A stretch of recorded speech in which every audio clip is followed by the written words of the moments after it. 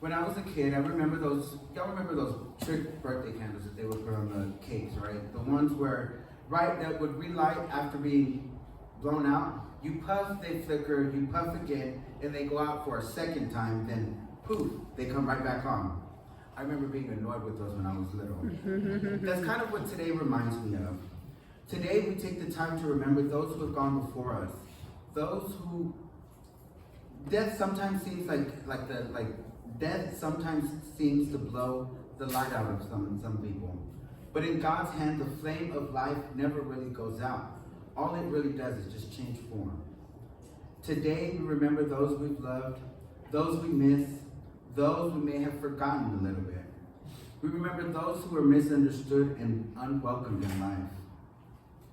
In our first reading today, we hear that the souls of the just are in the hands of God, and they are at peace. God's care isn't just for those who have died. God's care is also for those who are still here, those that are hurting, those who are mourning. The souls of the just are in God's hand isn't just wishful thinking. It's the reality of our faith today.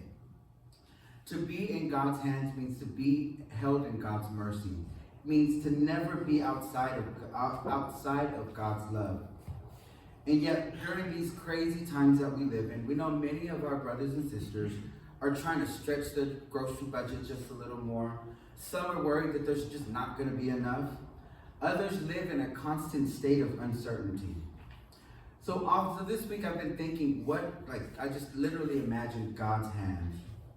What if we're the ones that are supposed to be God's hands? What if it's during these times that we're the ones being called to reach out and hold up others through our compassion? When we feed the hungry, comfort the lonely, and stand beside those that are struggling, we become God's hand in the world. I oftentimes imagine God's hands like a potter's hands, molding and shaping each of us, sometimes trying to smooth out the rough edges. Through that tough process, oftentimes we're transformed into something beautiful, something that is useful to God. Today in our second reading, St. Paul reminded us that hope does not disappoint because God's love has been poured out for all of us through the Holy Spirit. Hope is more than just seeing the glass as half full. It's knowing and trusting that God will always find a way in our lives. We live in a time when hope seems to be just about as thin as our patience. There are wars, there are people struggling, families are divided, but St. Paul reminds us that God is greater than all of that. The love of God through the Holy Spirit has been given to all of us, not just those of us that are here, those people that are perfect in our lives. The Holy Spirit has been poured out for all of us. God's love is for everyone, those who doubt, those of us who struggle with faith sometimes, even those who don't yet have a relationship with God. All of us are within God's reach. If you've ever wondered, what is it going to take to get to heaven? You're not alone. Many of us have asked that question. I oftentimes ask myself, am I living a life that pleases God? Am I doing enough for God? Jesus answers that question in today's gospel. I was hungry and you gave me food. I was thirsty and you gave me drink. I was a stranger and you welcomed me. I was naked and you clothed me. I was ill and you cared for me. Whatever you did for the least of my brothers and sisters, you did for me. It's a lot of words, but it's really, really quite simple. Sometimes I think we as human beings like to overcomplicate faith. Sometimes we focus on the rules, the rituals, but Jesus is telling us to keep it simple. Our faith should be about love. Love that others can see.